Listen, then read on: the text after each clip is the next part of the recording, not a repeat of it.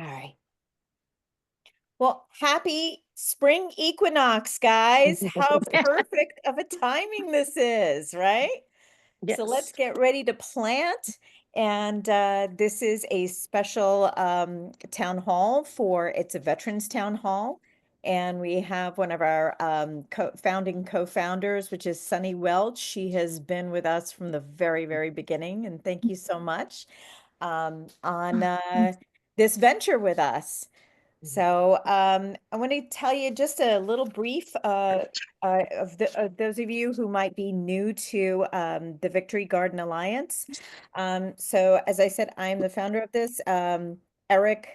Joseph Eric was actually on board with me quite early on.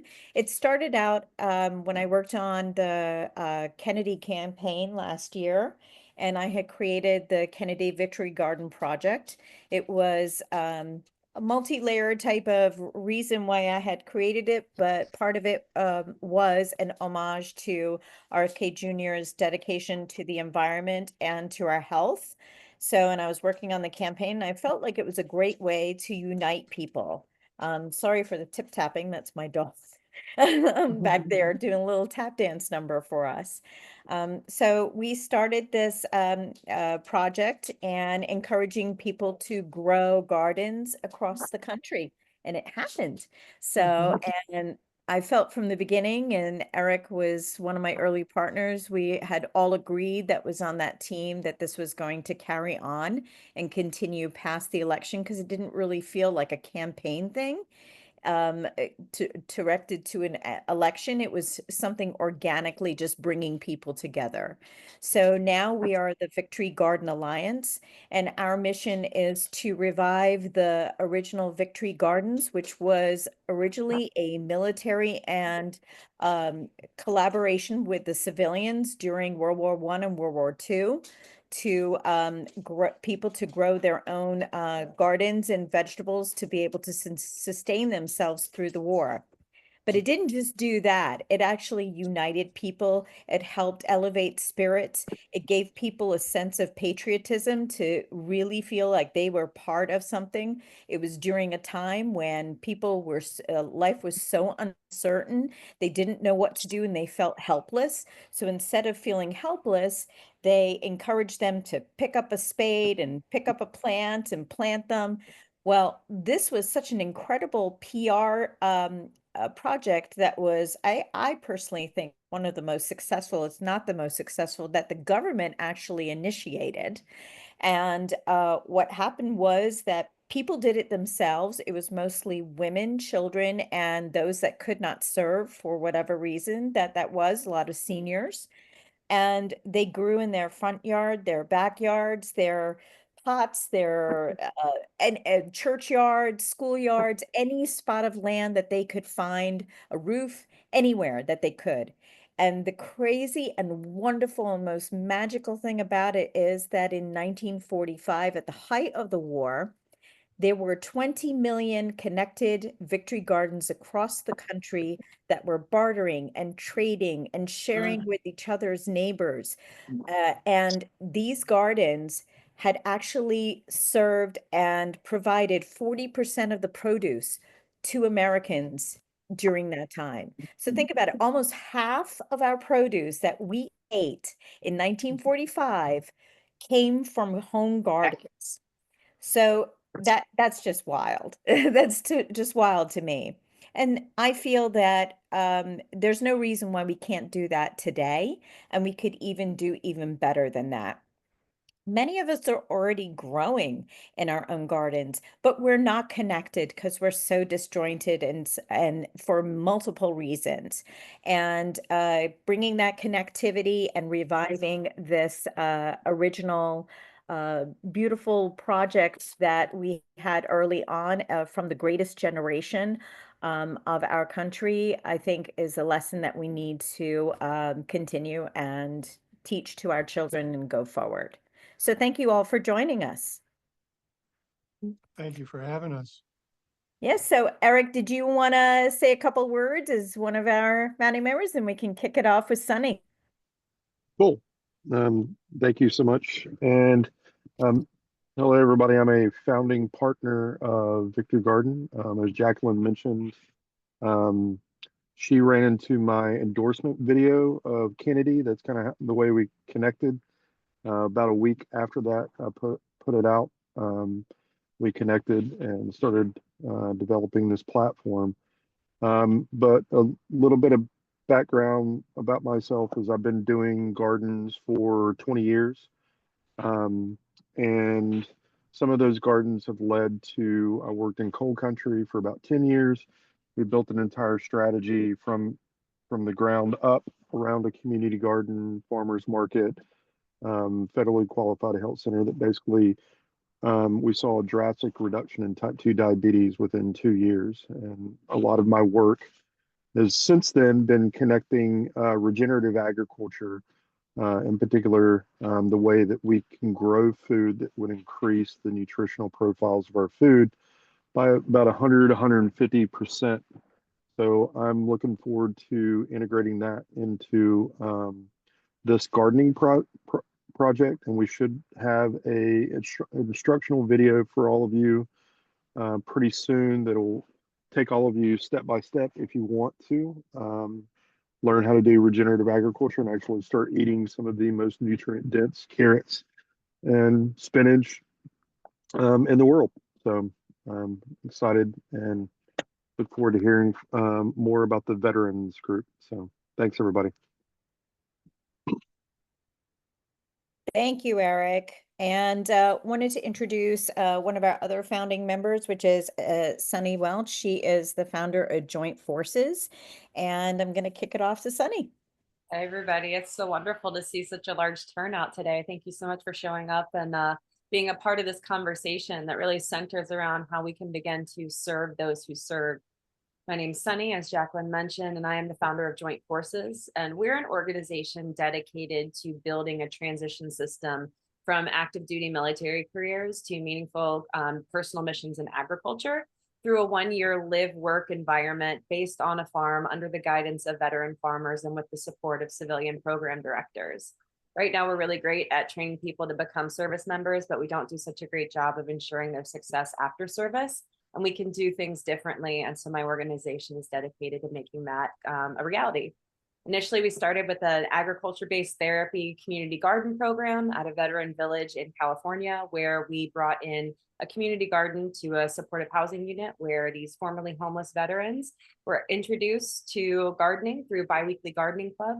And over the course of that 3-month pilot program, we saw a reduction in upstream risk factors for suicide and in general improvement in the overall well-being of every single one of our participants. So with that really strong backing and that data to support our mission, we've continued to advance it and we're working to develop campuses across the country. And there are actually a couple more of my collaborators that I've invited to be a part of this conversation today. Eli Schlossberg is operating a really amazing organization out in New Jersey. And Jason Perkins has his own team in Oklahoma, Operation Valor. So with that, I'd like to invite Jamie to come on and share a little bit about your organization. And then Eli, I'll bring you to the floor. Yeah, nice to meet everybody. Got an awesome turnout, so that's great. Yeah, we founded Operation Valor last year, and it's actually the extension of some other nonprofits that we have that deal with different parts of veteran and first responder issues, we'll say. Operation Valor's retreat and an aftercare program for veterans and first responders with PTSD and TBIs specifically, and we try to put them on a more holistic track. And get them off of what the VA's kind of shove pills down their throat method, and give them more care that they can do at home and connect them with people in more of a holistic realm. I was just from my own farming background, I was adding in a farming component, and I met Sunny, so it kind of worked out perfect with what she was doing, and I try not to reinvent the wheel if I don't have to. And so this just worked out stellar for what we were trying to do. And that it kind of went to the second phase of what Operation Valor does, is helping guys get more of a leg up. If they are unemployed or hate their job, that's not very conducive to their mental health. So if we can put them in situations and better jobs or better scenarios, that's what we try to do. Most veterans and first responders generally don't love being in cities, and they want to be in the woods and left alone. So farming's a great occupation for them. So they can kind of go do their own thing.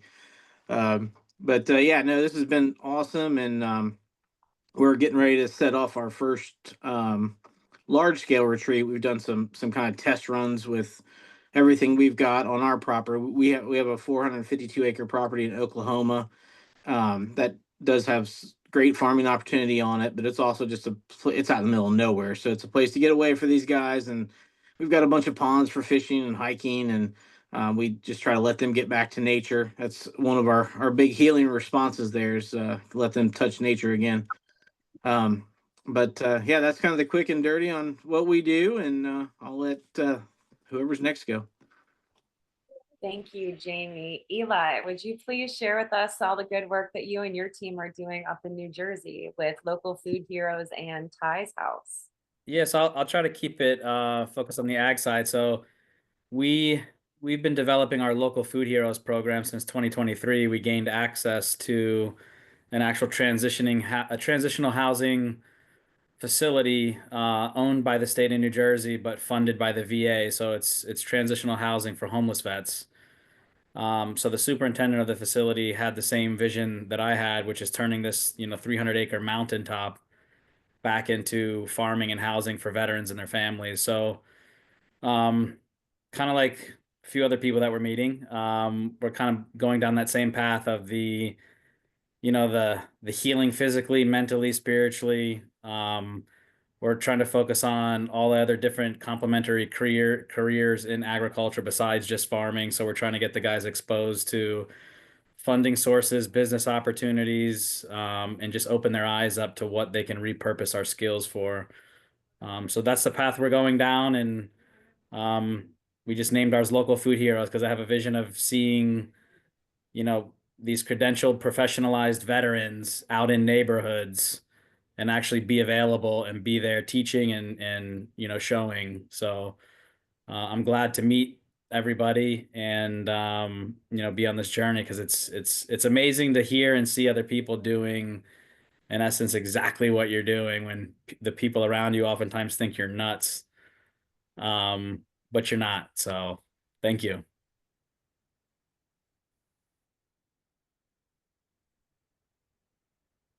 Thank you so much. And actually, there's another collaborator with the Joint Forces Project who happens to be on, but you're driving. Jeremy, I don't know if you'd be interested in sharing how you are working into the broader organization, if you're open to giving folks a little insight into the opportunities that are presenting themselves down in Temecula.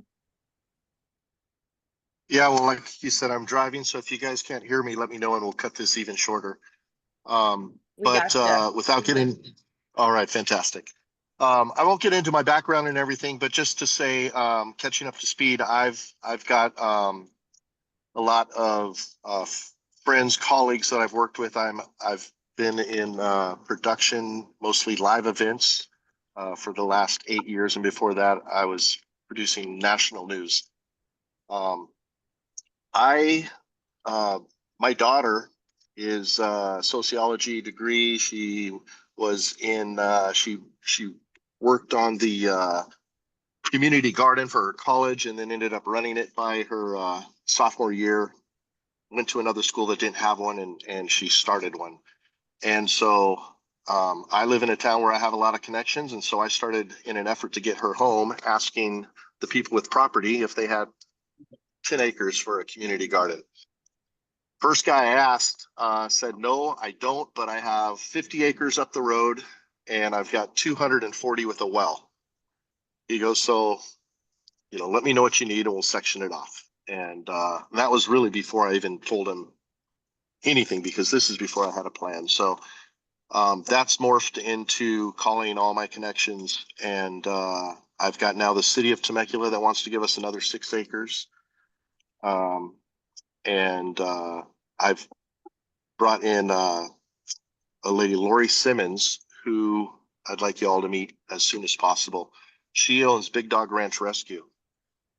So part of our situation being on big properties, and with land, we have room to house dogs for service members that are deployed at free of charge.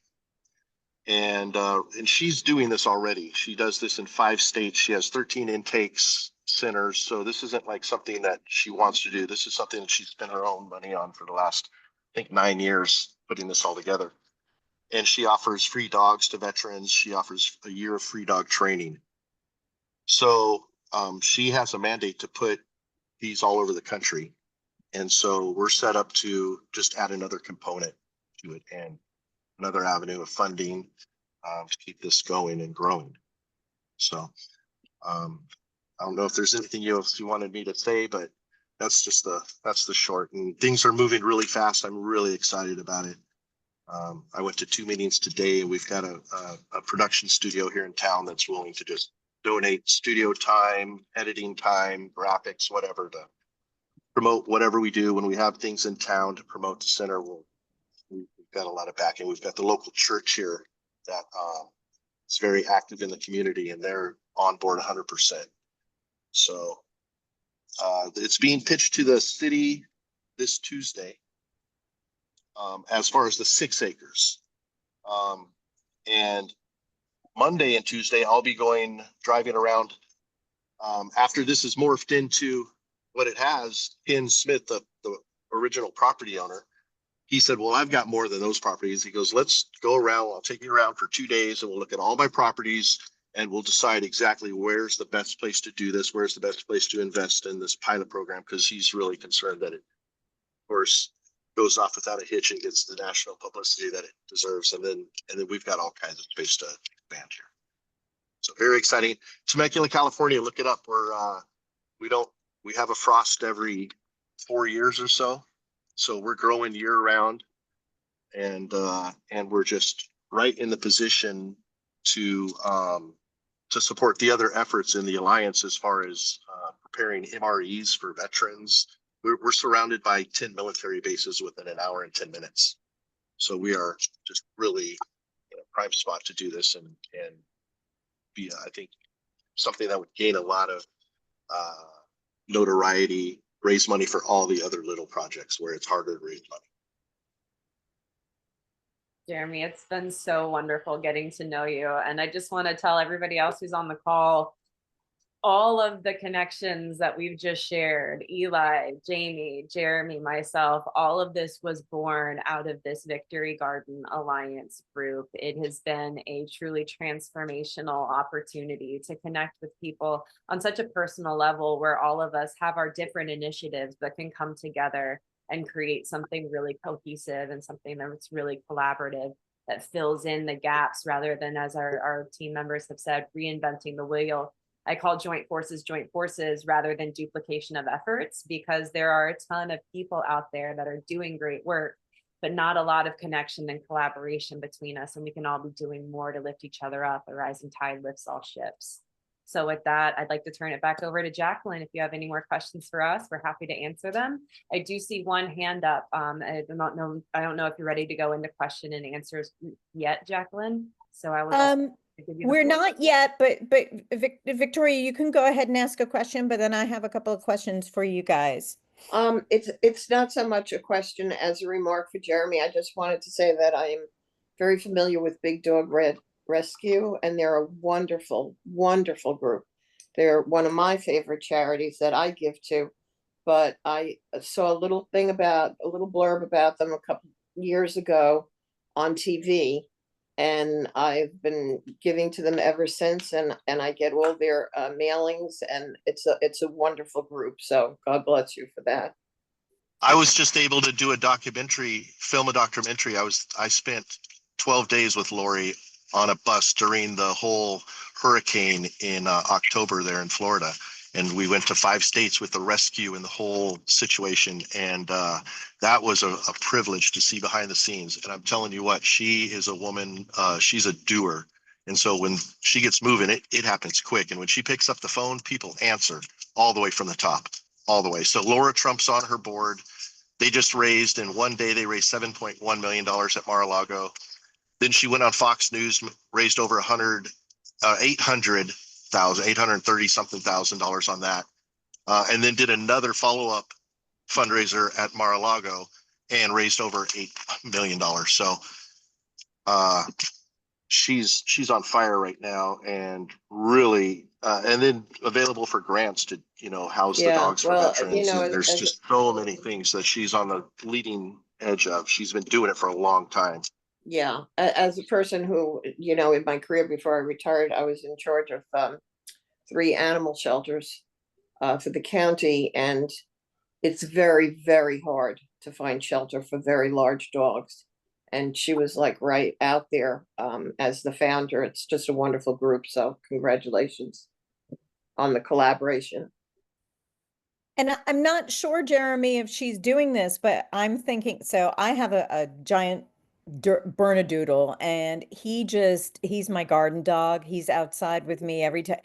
That as soon as gardening season comes along and I'm out there working on my victory garden, he is my buddy out there, and he absolutely like loves to eat a lot of the greens and the blueberries there. So like, even, which is so healthy for them. So in growing gardens for the actual dogs, for their nourishment too, and for their health, may be something that's really interesting. And I also one of our other partners is Non-Toxic Neighborhoods, Kim Conte. She's not on the call right now, but she's really brought up a lot of awareness of landscaping, of how, different playground areas and dog parks and whatnot are using different pesticides that are really toxic to the animals.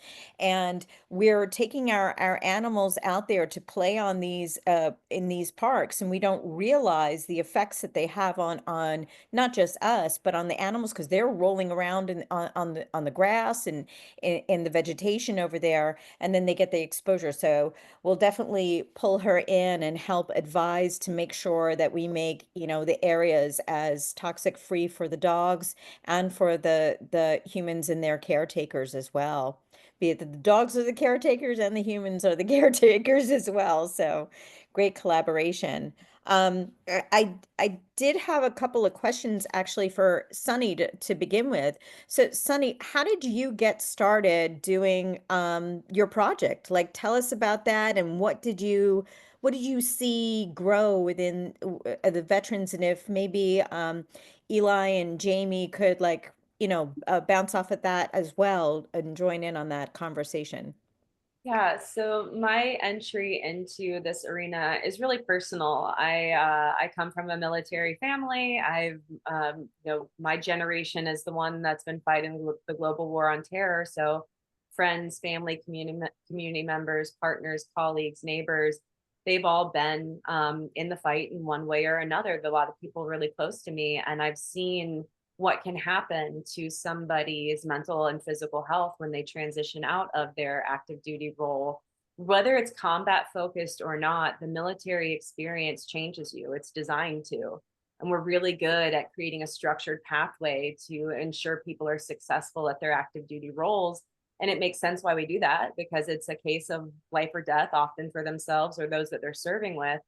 But we don't do such a good job making sure that they're prepared to be successful on the back end. And that's why we're seeing so many stark numbers around the suicide and addiction rate inside of our veteran community. And I want you guys to be very aware that these are two-way service contracts folks sign when they enter the armed forces. And we hold them to the letter of the law, expecting them to give the ultimate sacrifice if that's what duty demands. But when they come home, we are woefully out of integrity as a nation when it comes to living up to our end of the bargain, which is a path to a better life through service to country. And these promises are made on behalf of all of us. So every citizen in this country needs to care about what's happening with our veterans. And we can all take a personal interest in creating some sort of positive benefit for those who have given so much for us. So that's the long and short of why I do what I do. But the reason why we focused on gardening is because I've worked in and around agriculture and adjacent industries in California for about 15 years. And I myself have seen the transformational experience that can happen when people live and work together on a farm, having time to be out in nature with your hands in the dirt in a quiet environment, full of access to yeah, really great food, really clean air, and friends and camaraderie. And we address these upstream risk factors for suicide by taking away these feelings of isolation or lack of purpose and lack of community by creating these community-based farms where people can really heal and deal with the soil, nourish themselves, and find community in these agricultural environments. And the more we can replicate this, the more people we can help sooner. And additionally, the agriculture industry is set to see a shortfall of skilled labor to the tune of over 128,000 people. And we're also about to see a generation of farmers getting ready to retire. So it's a natural and perfect fit to start positioning veterans at the front of the line for this changing of the guard in the agricultural industry that would really serve all of us. Wonderful, thank you. And Eric, if you could maybe, I know you have your hand up, but if you could maybe add on about the studies that were in Michigan, a little bit of how maybe we're finding a benefits to working in the soil, to our mental health. Yeah, and that's one of the other multi-layers of why I'm really, really excited to be a part of the Victory Garden Alliance, and really lit up like a Christmas tree when I learned about Sunny's project as well. So it's great to see that there's some fruit from the Alliance, and I think you're one of the first bearing fruit. But when I was a part of the core team that got industrial hemp legalized across the United States, there was about 8 of us, and several of those were made up of veterans. A part of our campaign, which I shared with Sunny, is what made our campaign successful. Is we basically connected everything we were doing to the soil, and I'll get into that here in a little bit. But basically, we grew hemp from the soil. We processed it. The veterans like created an American flag, dyed it, and everything. And then 2 core veterans that were on our team marched into Washington and planted that flag, and that's basically what ushered in the successful strategy. And I'm hoping we can follow that same strategy. But a fundamental part of that story that we were building into it is not just respecting our veterans, but the fundamental connection between the soils. So Michael Lewis and Fred Lewis, who we were working with, who were one of the first deployed teams of snipers, I believe with special forces, they had several like documentary films and everything like that. I forgot what the actual, but basically I think they lost over half of their entire team. And Fred came back. He had severe PTSD and a head wound. And him and his brother, the beautiful story is his brother they decided to go on the farm, and Fred was getting his hands in the soil. And then all of a sudden, 4 or 5 days later, I'm probably butchering the story if Mike ever listens to this one day, and Fred, they'd probably kill me. But Mike said he remembers looking up and seeing his brother for the first time in 5 years. So that piqued his interest. And then they kind of stumbled into what they call the Michigan studies. So the Michigan studies, as I understand it, were the first studies that came out that were starting to correlate the relationship between farming and healing PTSD. And one of the most interesting things that they found from that, not only a lot of like eco-psychology components of it, but a very real causation between what happens when you put your hands in the soil. We absorb these natural microbes that actually end up in our brain, and they stimulate a natural serotonin. And this isn't like synthetic serotonin where you have these immediate spikes or hockey sticks that drop to where that causes a lot of the suicide rates related to pharmaceutical or synthetic versions of serotonin. Natural serotonin like naturally levels out, so there's no really big highs and really big lows. And it has a lot of positive effects for veterans. And now what we're doing is integrating that into the school system as well to address a lot of what they call the epidemic crisis of kids, that we're seeing a spike in suicide rates with them because they're spending far too much time on their cell phones and not interacting with nature.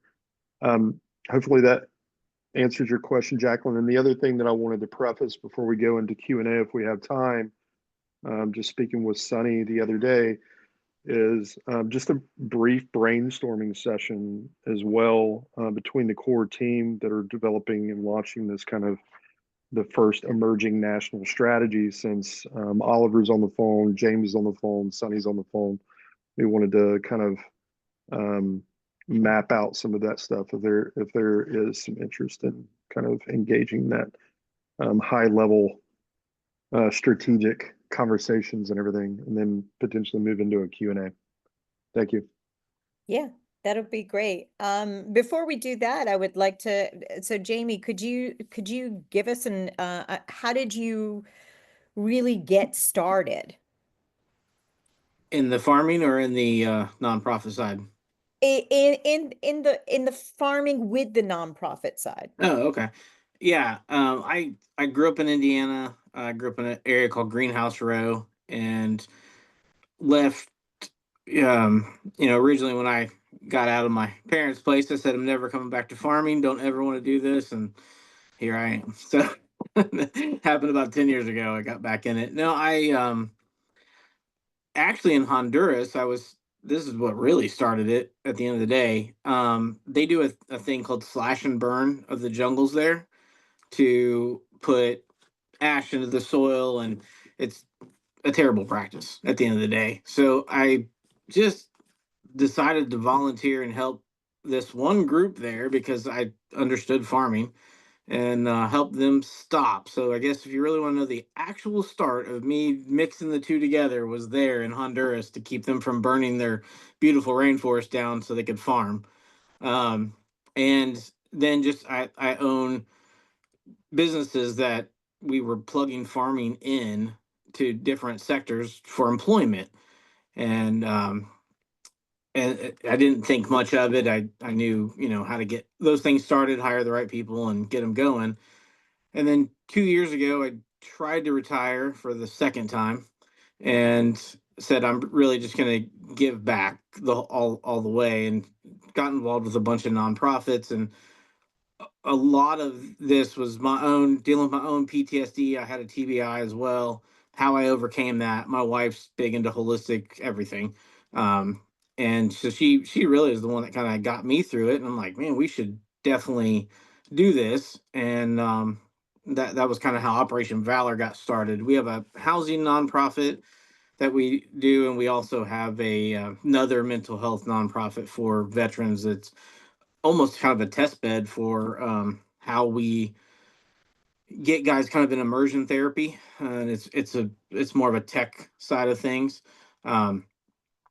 And when we decided to do the retreat side of it, because we were really at the beginning of this, we were going to be just a PTSD, and build a platform for that, and just to get better technology out to guys, because again, everybody uses their phone and we can't stop that. And just in the other nonprofits, I was learning that everyone's barricading themselves in their homes, and they're stuck on social media. They're getting worse, and we wanted to get them out in the outdoors again, kind of to what Eric said, in the soil, in nature, and really kind of show this more holistic path. So when we decided to do the retreats, that was when it was like, well, I need to add farming in here because that's an employment opportunity for guys, and it is good. I mean, everything that Eric said, what Sunny's doing, those are all great ways to work with mental health. I know about those studies he was talking about, and so we were like, well, we have enough acreage. Let's just add in a small part of what we're doing on the retreat side, and we could almost have two retreats and at one time, and they could cross over if I ever needed them to. The other side of that is if they're growing vegetables on our property, those are vegetables we're going to use, because we really push just a whole foods diet, period. I don't care whether they eat meat or don't eat meat, but as long as it's coming from good resources and it's organically grown, preferably regeneratively grown, we can feed ourselves, and then the excess can help raise money for our side. And then, again, I met Sunny, and I'm like, easy, she can handle this. We can get this going. So that's the background, I guess, of how it all started. But it originally started when I was doing other things in Honduras, and I was just helping out a nonprofit with farming. Oh, great, thank you. And Eli, how did you get started?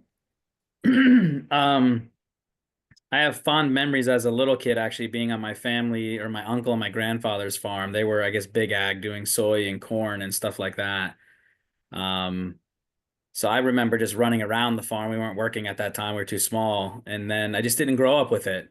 And I was living life. And in 2020, like many, I kind of had my tribe and my identity and my business, fairly successful. And in March of 2020, it all went away.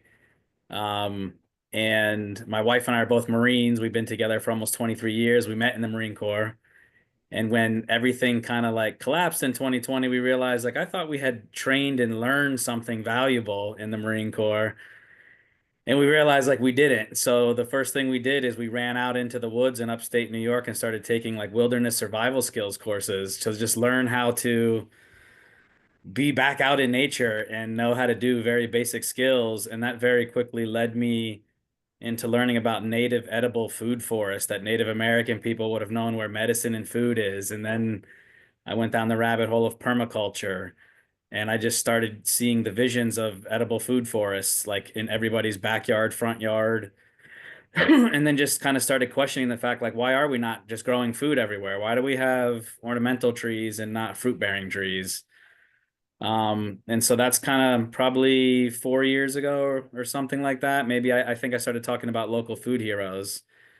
And so from that day, I had all this passion and zeal for let's get back to the land, but we can't escape to the mountains. We're right here where we're at. So we have to like steward what we have where we're at. We can't all leave. So I've just been on the journey of figuring out how to connect the people, the places, and the things while learning myself.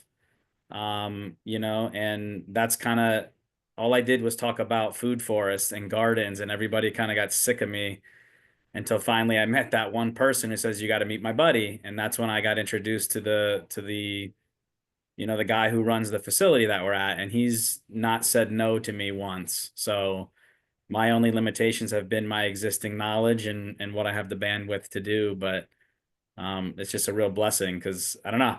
I feel like I'm not in it yet, really, to be honest with you. But we're moving forward and happy to connect with everybody. But yeah, it was just a reawakening of realizing very basic skills. Like we don't all necessarily need to be full-time farmers, but we should understand the process and be participating in it, volunteering, doing our own gardens. And that's how we got started. Thank you. And you know what, 2020 was a big part. That's when I had created my own victory garden at that time. Both my children have cystic fibrosis, and we were completely locked down. And it was a very traumatic period for all of us, but it was very traumatic for my kids because the pathogens were like an immediate threat to us. Yep. So the only place that we really had was the garden. And up until that point, I was really getting into permaculture. My kids were in and out of the hospital, so it was something I couldn't maintain a vegetable garden because I was spending most of the time in Philadelphia at a hospital until my son had his transplant. But during 2020, I had that time to really get outside, and I actually had a fear of birds, complete debilitating fear of birds. Like just I have no idea why, but I forced myself to get in touch with that fear and got over it by being in that garden, planting that garden, and having the birds. And I started trying to attract birds, as many as I could, to the garden. And I actually saved 3 birds by hand that year. Like I couldn't even believe, I'm like, I can't even believe I'm touching this thing. And I saved them because they got wrapped up in some of my stuff in my garden. So and I was able to help them out with that. But as far as talking about, PTSD and the stress and whatnot, I have a hard time gardening with gloves. My hands are always terrible looking, but I have to say there must be some kind of a connection there because I am not on any antidepressants. I'm not on any, anxiety meds, not to knock other people who are, but with all the stress that I personally went through as a caregiver. And trust me, it's been frightening. We've really been, my son was end stage at one point, and we've really gone through a lot. But I feel like being part and connected to the ground and to the soil and growing something and being responsible for something else and producing it. And I like show off and I love to cook. So it really brought so much, to my life. So I definitely encourage other people, even if it's just a little plant on your windowsill, it really makes a difference in your life. It really does, being, in touch with something else other than your phone or just the chatter in your life. But Eli, I can't wait to, you being in New Jersey, I'm so like geeked out the fact that I'm going to be up there. I grew up in Lake Hong up in North Jersey. Yeah. So, up where the mountains are up there. So you're going to be seeing my face very soon. So, and I'll be getting We're in the dirt with starting, you up there. I'm gonna start going every Thursday again, starting next week, and then we have to pick another day. So Awesome. I'm actually more concerned that they let two Marines marry each other. That's scary for the rest of us. and you know what? She's better than me. She's actually also a detective for the Attorney General's office of the state of New Jersey. Oh, so you're not getting away with squat, are you? So we got, yeah. So, and she was the same MOS as me. She was in Kuwait and she went into Iraq and Baghdad over me, and I think she got out as a higher rank than me. Wow. I got to introduce you and Fred Lewis, him and his wife, and you all have a lot in common. So we met when she was 19 and I was 20. yeah. So You got something on her. You got a year. 6 months. But this is what I'll tell you guys. I did pick up corporal, so I did pick up E4. I just didn't keep it. She did. So I attained it. I just didn't get out successfully with it.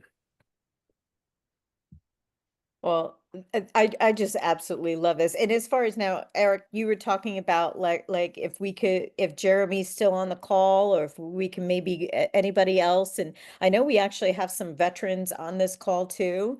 So if anybody wants to come forward that they feel like where they think that this could go. And as Sunny had mentioned, the Victory Garden Alliance, what we are, we're a platform to encourage other people to do this. So don't rely on us to be doing all of this. We're trying to like put those connectivities together and help initiate projects on a local level, and then those local levels can even connect, like Sunny and Eli and Jamie and Jeremy also are all connecting together and creating like this transnational type of like multiple different organizations that are putting their resources together to make them even more powerful.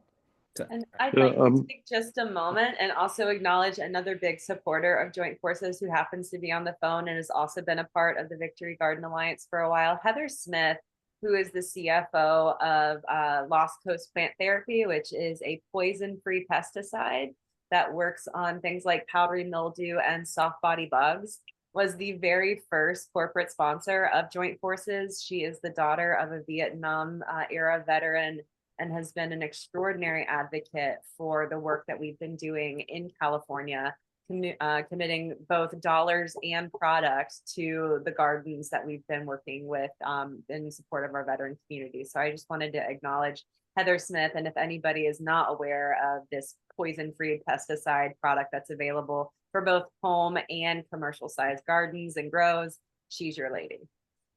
Thanks, Sunny. I appreciate it. Yeah, this is just such a beautiful synergy of everybody, all these different organizations, everything each of you are doing just in your own personal lives and your business endeavors and all of these things. It's really just so cool to see it come together like this. And, Jacqueline, your invitation for people to start talking with each other, right? Start talking with your neighbors, start talking with businesses and organizations, and how powerful and strong we can be together. So I love being part of this. And yeah, as you mentioned, Sunny, just near and dear to my heart with what you're doing. And you know, I grew up living off the land. My dad was really a, you know, true Vietnam veteran. He was like, back to the land. I don't want to be around people. And he definitely had PTSD my whole life growing up. But one of his, you know, great things was by choosing to live out in the country, in a fairly remote area in Northern California. It did give him a lot of that peace and quiet. And my whole life, my parents always gardened. And, you know, all the way until he died, he was gardening.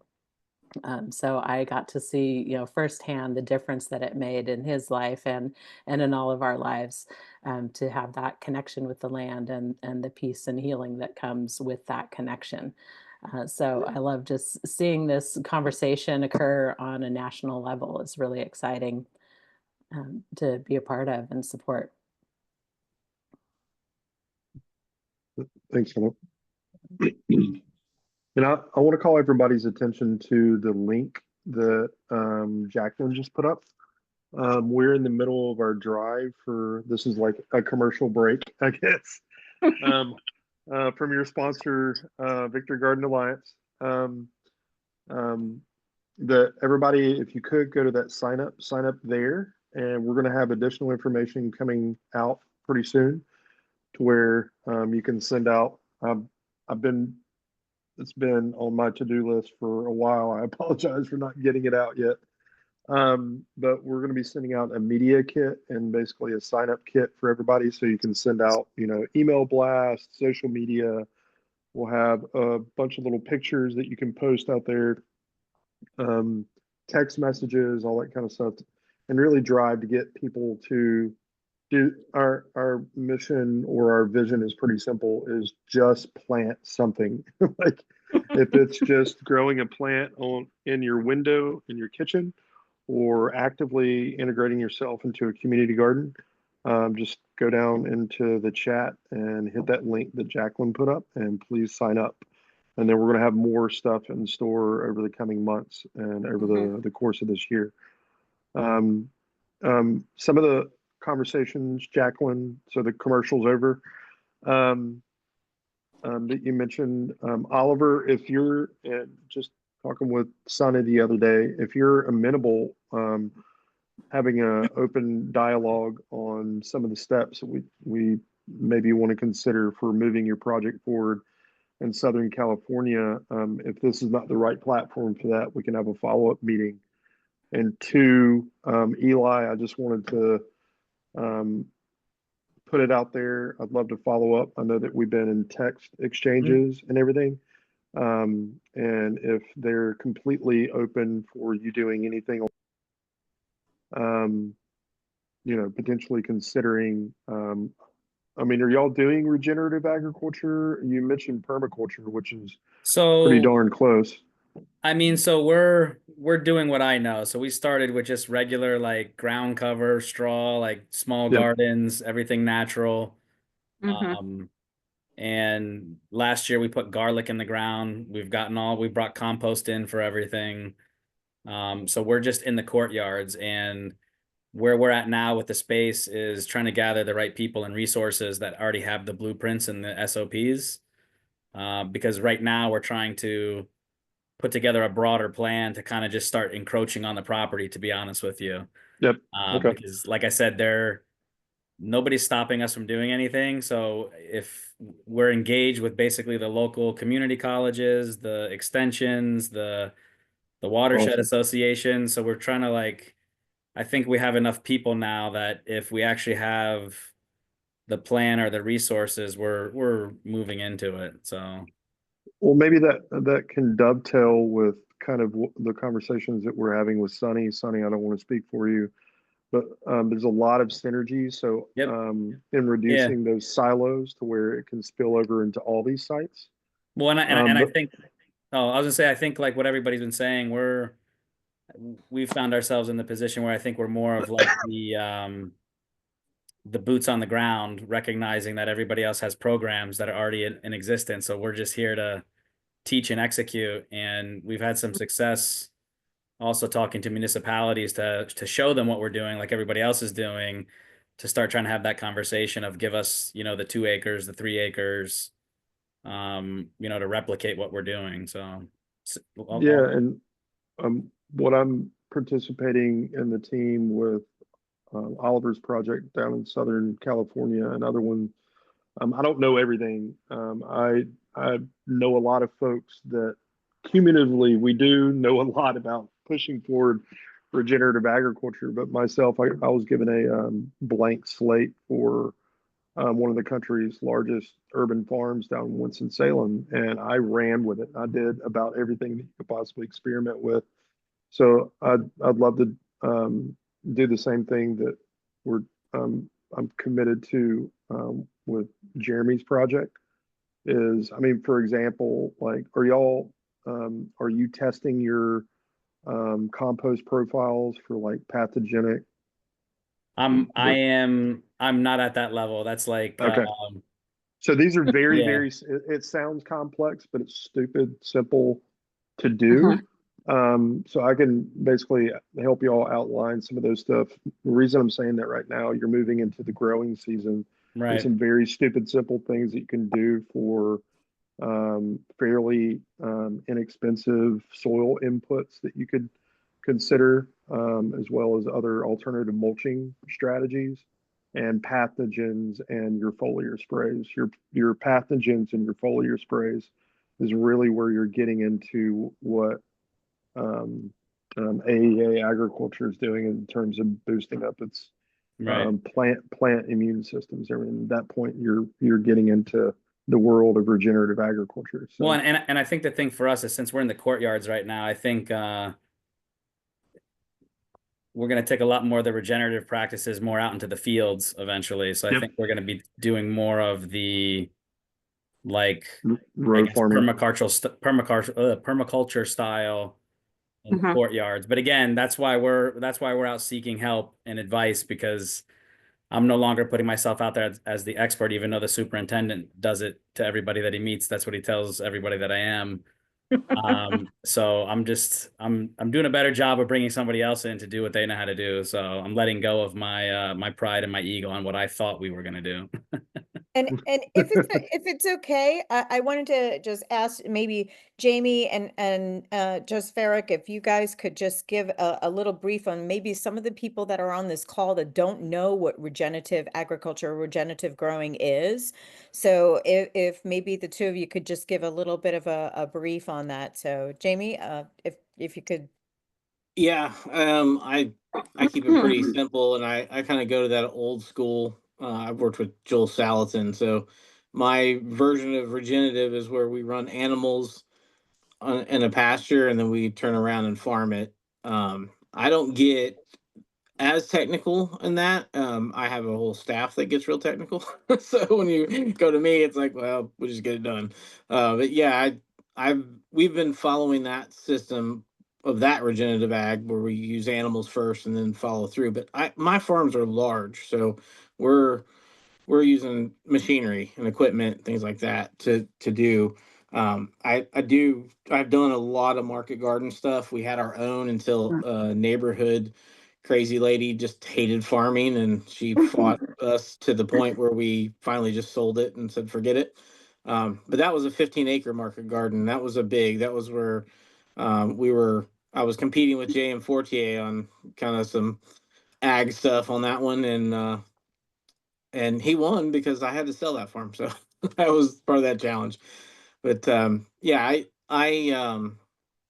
I still follow that kind of old school principle of regenerative farming in that instance. And then, Eric was talking about, bringing in a lot of different ways that are now kind of turning into this regenerative ag movement. And I kind of feel like regenerative ag is going to take over organics here pretty soon as the new talking term of everything.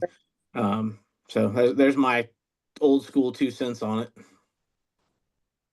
Yeah, and Jamie, to piggyback on that, that is, at least from my understanding, the definitive origins of where regenerative agriculture was born, primarily in leveraging cattle for rebuilding inhibiting desertification over in a lot of the African countries and everything like that.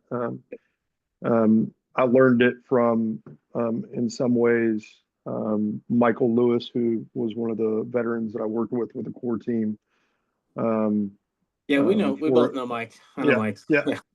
But also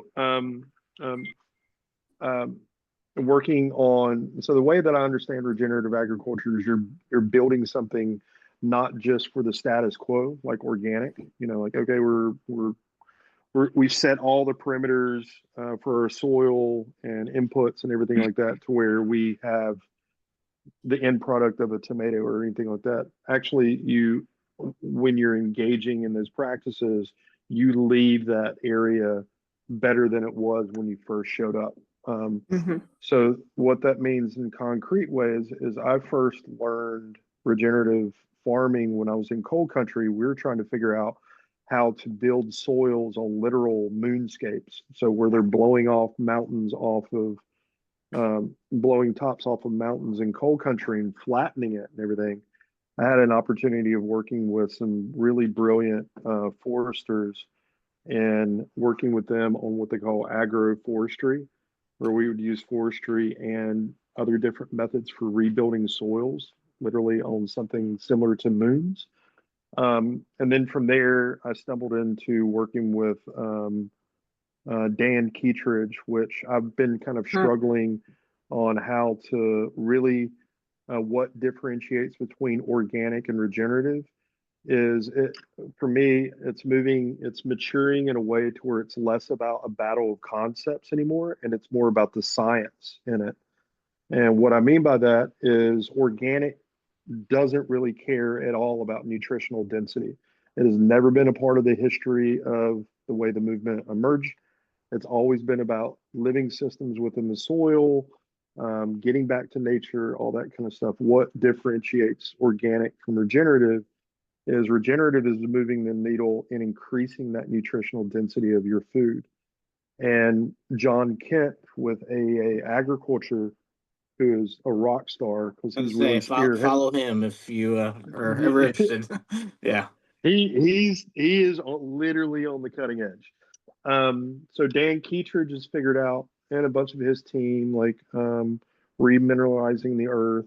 There's a lot of other folks globally that are figuring out. So you take granite dust, you put it in your soil, the microbes basically digest that. You can put water soluble sea salts, and that's basically uploading into your mycorrhizal fungi, and that's delivering into your plants and increased trace elements. And then, for example, like cobalt, that is what carrots use to synthesize the vitamin B12. So the more that you're inundating those organic structures with trace elements to where they can actually metabolize them, the better it's increasing your nutritional density. And then John Kent comes on the back end with his foliar sprays, which are amazing, and it boosts up the immune system of your plant. So those are the two main things that differentiate regenerative agriculture from organic is nutritional density, the increasing of that, and being concerned with the immune system of your plants, because one, a healthy plant translates to a healthy gut and healthy human beings. And two, the healthier that plant is, the less it's releasing certain pheromones and everything that attract pests. That's what they're designed to do, is basically take out the weakest plant in the bunch. So if you're building up the overall collective immune system of your plants, you're rocking and rolling and doing regenerative agriculture. That's a mouthful, but hopefully that is a clear definition. Awesome. And we're going to be putting out some information that people can use these regenerative methods in home gardening as well. So that's something that we're going to be working on. And I think Eric mentioned that before, that we're going to be putting out some videos and some resources out there. So now back to the question, we are going to wrap up a little bit, and we're going to take a couple of questions if we have any. But before, Eric, you had mentioned as far as Jeremy, as far as, planning out going forward and working collaboratively together. Yeah, I don't want to put Jeremy on the, or Jeremy, are you still on? Yeah, he's right there. Okay.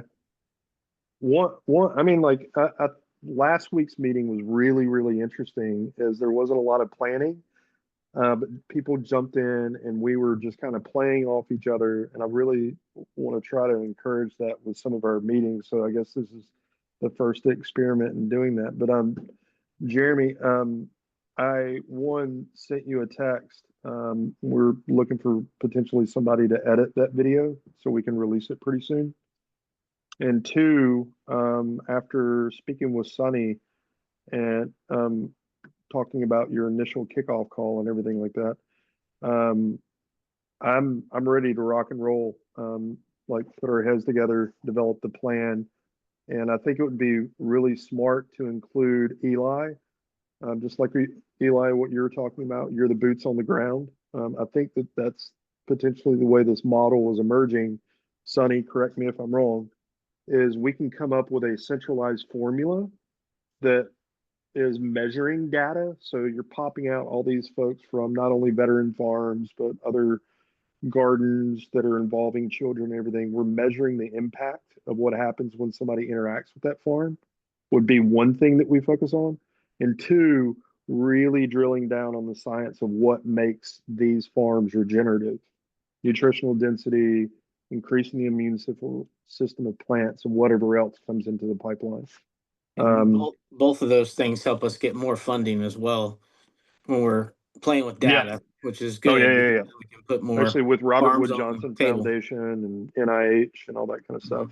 Yeah, Yep. Eric, I just want to add, Jamie is also on the team as well. So Yep. Sorry. we continue to grow the tribe, and we're right here right now. And I actually have some news that's occurred since I spoke with all y'all. We're just going to go ahead and make this a team meeting.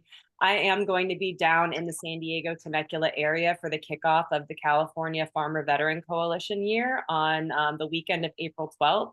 So Jeremy, if you're available on April 13th, I'll be in the area and we can start walking and talking live in living color while I'm down there for that. And I want to encourage anybody who's on the call who doesn't know about the Farmer Veteran Coalition. If you are a veteran or a supporter of veterans in the farming community, it's free to join. There are about 50,000 members across the United States.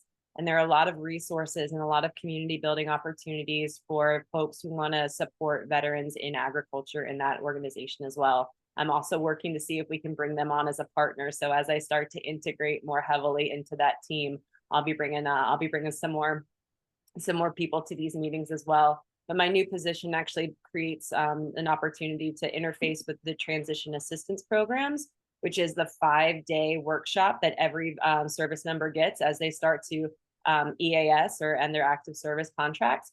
And so we'll be able to recruit right from those campuses and those workshops to start funneling potential attendees and participants into Joint Forces campuses as we build them out across the United States. So Jeremy, are you available April 13th for a team huddle?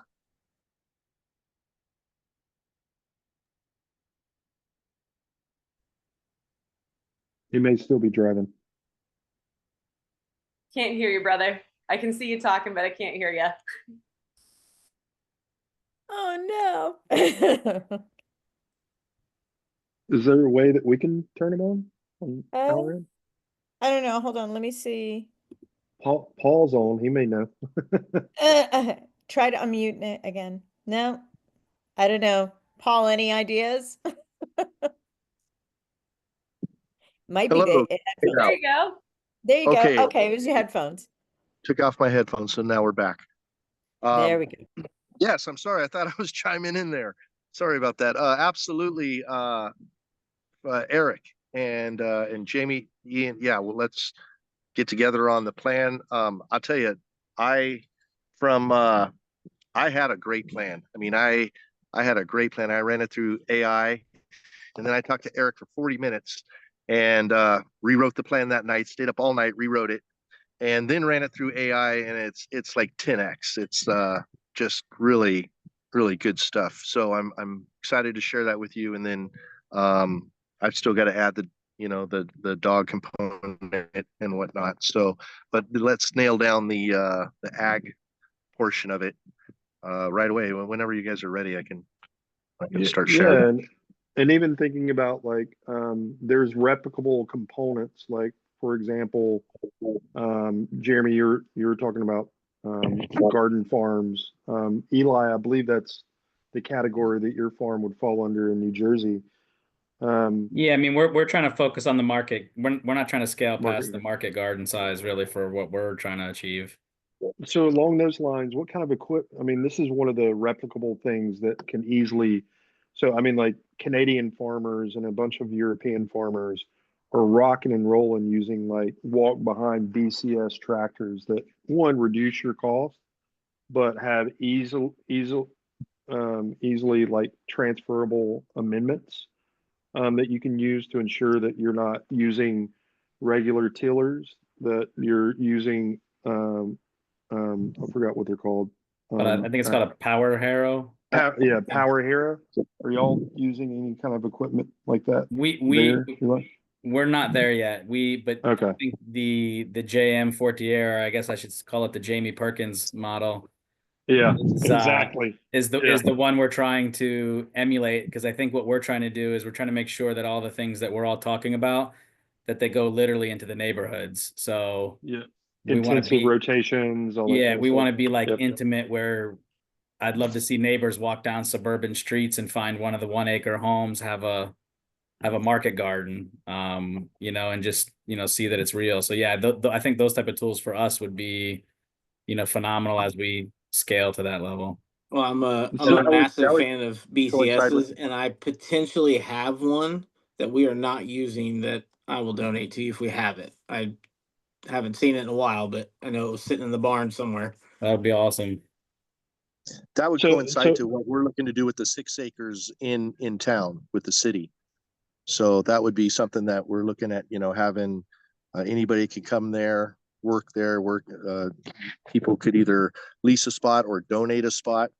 And if you come there, you could leave with groceries, and it would be kind of a spot that we would use as a staging area to deliver groceries to veterans in the area. And then, as that grows, I think we'll be able to cover, outside of veterans, we'll be able to really touch the community too. Yeah, I've actually thought a lot about that 6 acre spot, and I actually think you need to kind of follow the Richard Perkins model, the other Perkins farmer model.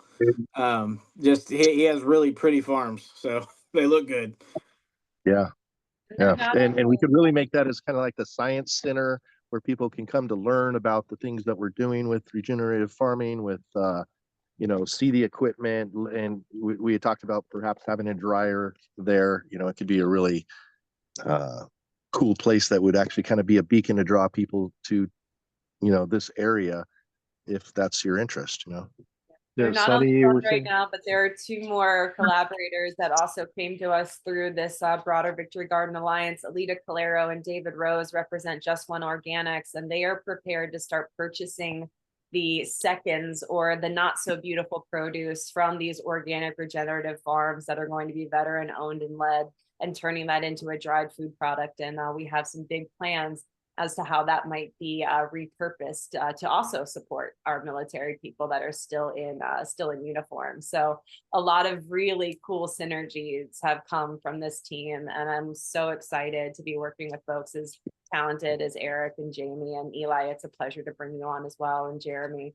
As so much support has shown up behind the Joint Forces program since we've all become introduced, and it's amazing what you can get done and how quickly things are starting to take off with the right energy. And people that are actually ready to do the work rather than just talk about it. And I like the different scales. So Jeremy, are you working with correct me if I'm wrong, you're working with veterans at your farms as well, right? And yeah, and emergency. Yes. Oh, sorry. Yeah, completely veteran run. That's the goal, is to. But Jamie, you're on your larger farms, you're working with veterans and emergency. I mean, well, 2 of them, yes, but 2 of the owners are veterans, so it's kind of. But the collaborative project. That farm literally runs runs itself on 5 people, and then my other farm has 3. And they're so lean, and they've been in play for so long that I don't even mess with them. Like, I have not been to my farm in 6 months probably. Like, that's how Yeah. it runs. I mean, it's pretty awesome. But it has built in, like, we have Fresh Time as a buyer, we have Whole Foods as a buyer. Like, we're already built in and running, so I can't add things to the big one. The smaller one that is completely regenerative and has been for time, that one I can play with, and I can put farmers on or put veterans on that farm. And I think Eric's What- asking about the property in Oklahoma that we're talking about turning Oh, into. that one. Yep. Yeah, that is all veteran first responder owned by Operation Valor.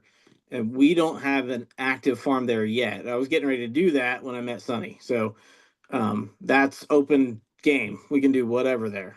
In development. Yes. And we If I actually can have one just of kind of- our, I was gonna say, we actually have Sheila on here, and she's from Oklahoma, and she's been working out there planting, so, and doing a lot of great work too. So she may be a great partner with you as well. Yeah, I sent her my email there Awesome. because I'm always looking for volunteers. So Well, just would a love to. I suggestion was and just- us, oh, sorry. I was just thinking that how much I would love to get with you and to meet with you. yeah, we're in Konawa, which Okay. is south. So Where I'm south too. Konawa, it's about 20 minutes from Ada. Okay, I'm over by Lawton, between just south of Duncan. Okay. We're Funny. about a county apart. Yeah. Yes. That's awesome. Yes. Really, really quick, and I'll shut up. Just one thing that I wanted to plant, and Jeremy, Jamie's, Eli's, and Sunny's, to kind of stir on this before we meet and really start hashing out. So, Jeremy, sounds like you're moving forward. You're developing the baseline scaffolding, what the template may look like. But getting into the weeds, Eli, what you're talking about, and this is exactly what I was working with a lot of small garden farms, is, in intensive rotation, the type of equipment and everything like that that allows for the farm to spill off into urban areas to where it can scale within urban areas, for one, and then thinking about how it can scale with what, Jamie, you've already done with some of your larger farms. So this is just my suggestion, is the template considers like how the model spins off in the local urban area. So some of these farmers that are working on the spot can immediately go off into production and generating revenue. And it would also give them an on-ramp for if they decide to fill that gap. And what Sunny pointed out earlier during her presentation is these available larger acreage farms and everything like that. Is that making sense? So we build in all those components into that template. And then as we're teasing these things out, including like intensive rotation and all these components, then we'll have a set template to where when we bring in additional partners, we can kind of tease it out and then kind of, build this kind of So food. I know I wanted to add something, agripreneur. Eric.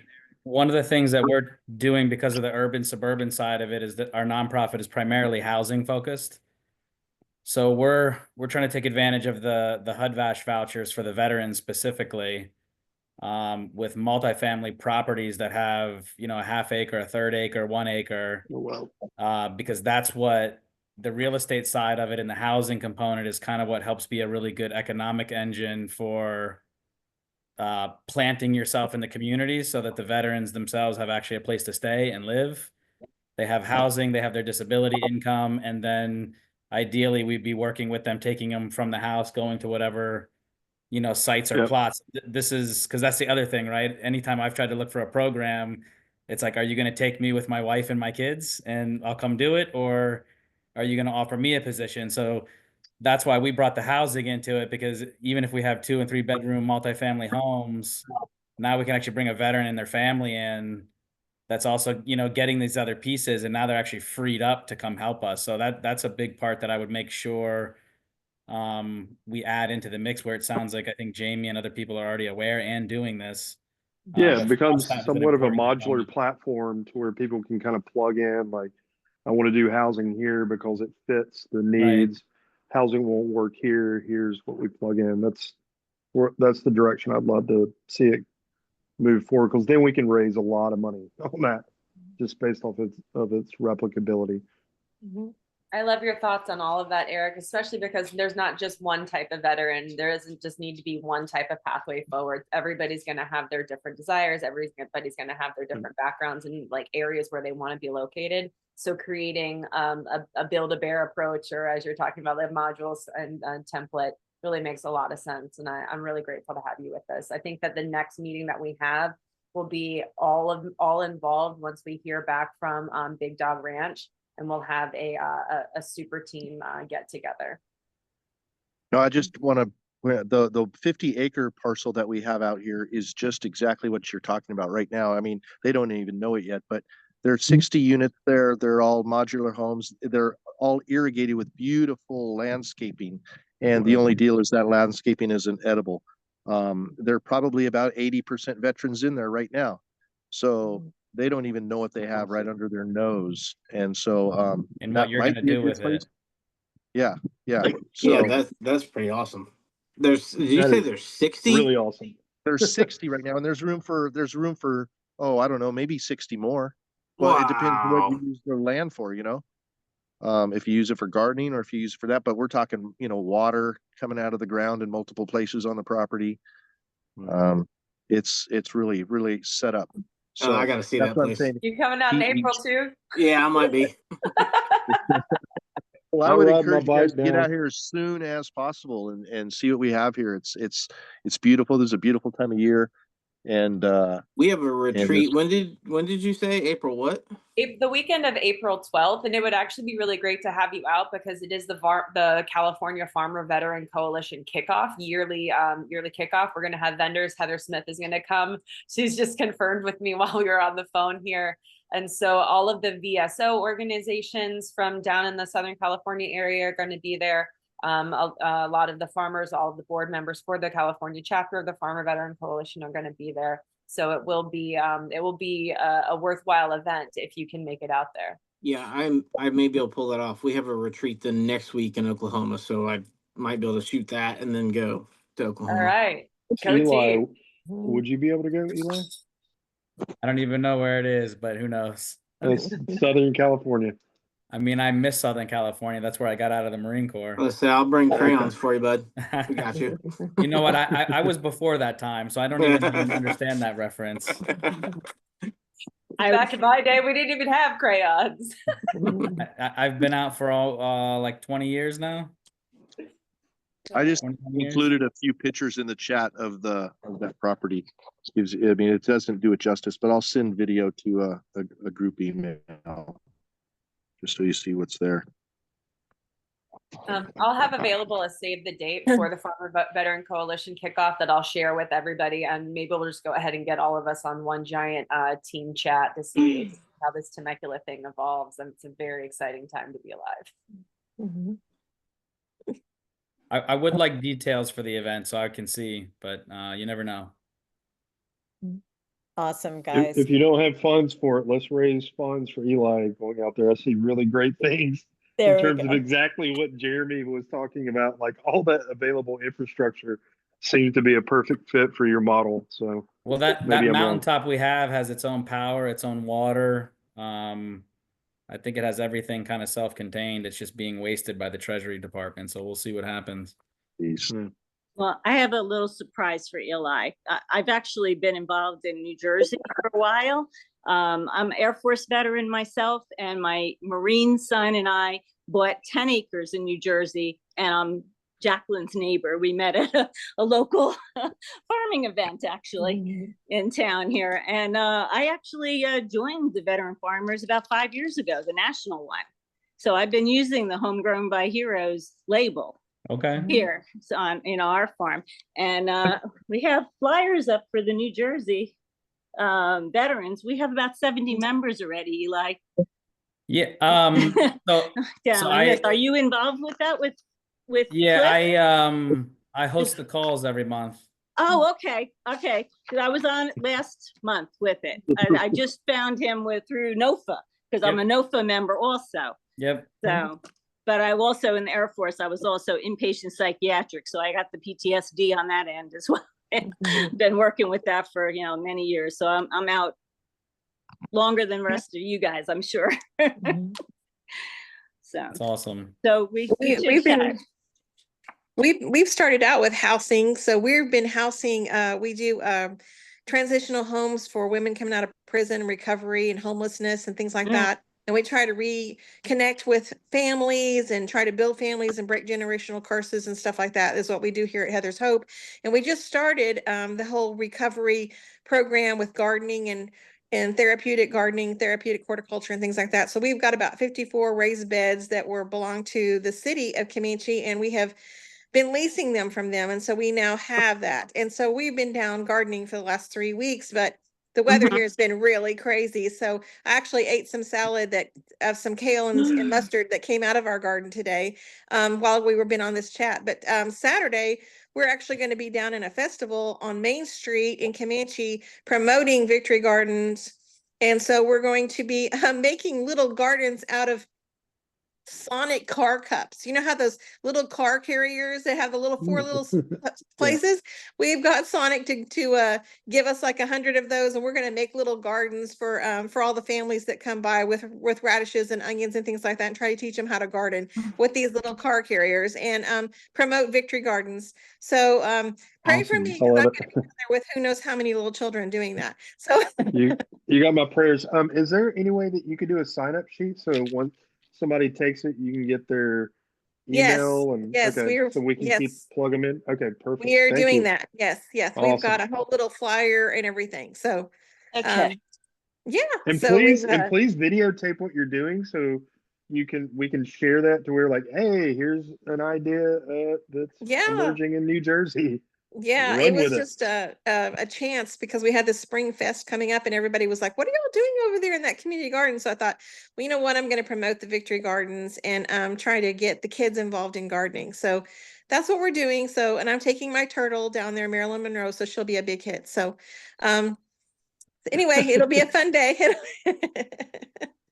Definitely get that on camera, please. Okay. So, I mean, I have to say, I'm just gloating right now because like the Victory Garden Alliance, this is what I envisioned and it's all coming true. And thank you so much for all of y'all of like just believing in this and just jumping in and being part of all of this. I just wanted to see if anybody had any questions for anybody on there or any comments, and then maybe we can wind down, but we meet together every Thursday. And this is Eric is working on multiple schools in Kentucky and Indiana, and he's currently installing these gorgeous gardens, these living educational environments for these kids, which is just so much hope that I'd love to see going across the country.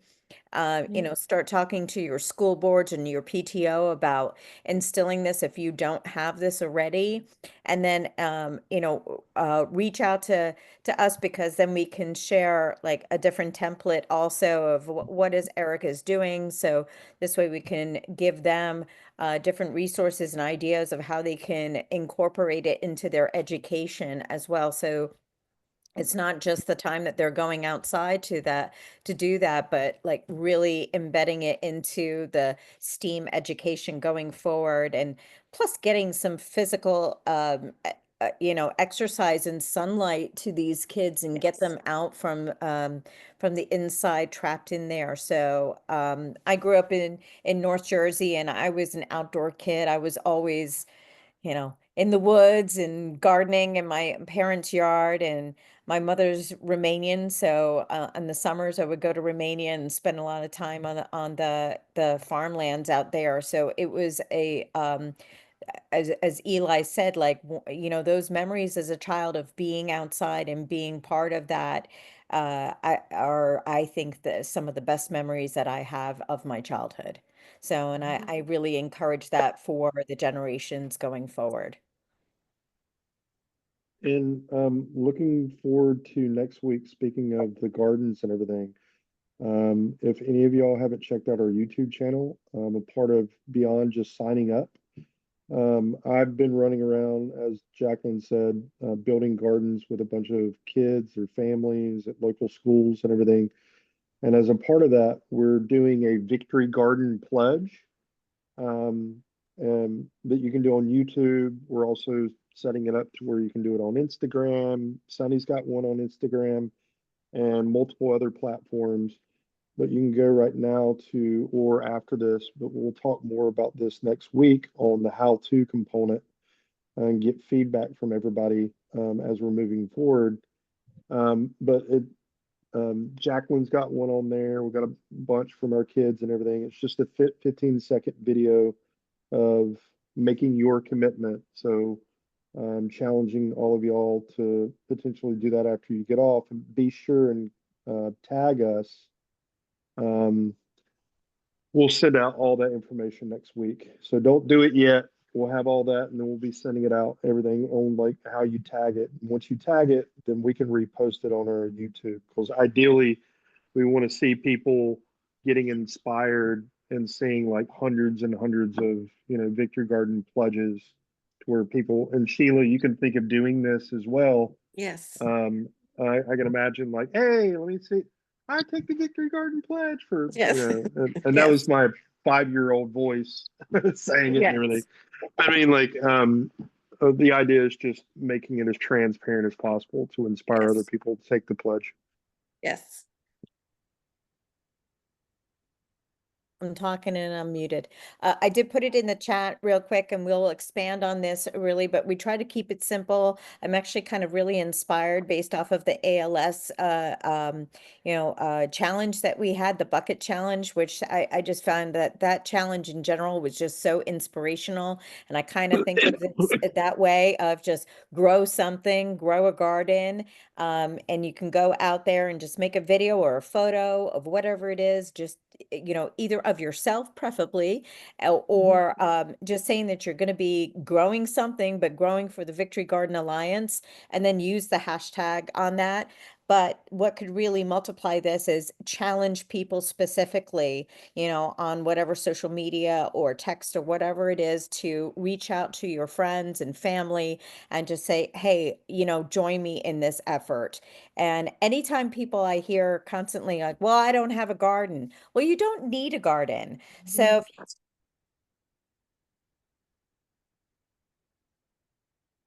You're muted.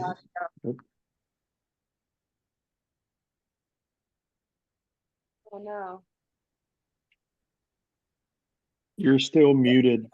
part of the Victory Garden, because they wanted to be part of something. And that's what we're encouraging people. Now, as far as if you look on pretty much all the social medias, I'm trying to keep up with it because I'm one person on this one. But if you look up Victory Garden Alliance on pretty much of your popular social media, that's us. So you find us, follow us, tag us, hashtag it, whatever it is, and get it out there as much as you can. But we'll definitely make it a little bit more clear. But if you go on the website as well, the victorygardenalliance.com website, you will find a lot of information on that as well. Okay. All right, guys. Well, Sheila, I love your idea. Thank you for doing that. That's amazing. Thank you guys. all right. Well, thank you so much. Yeah, thank you. And we'll be back here next Thursday. So if you were on this call, that means you registered. So if you're not on our mailing list, you are now. So you'll be getting a mailing list of the next link on that. And hopefully we can get some of this edited so we can get some of this this call out there to share it with the world. Okay. Thanks, everybody. Okay. Thanks, Have a great everybody. night, Thank you, guys. guys. Have a beautiful God bless. weekend, and grow something beautiful. Yeah. Bye, Bye-bye. everyone. Bye-bye.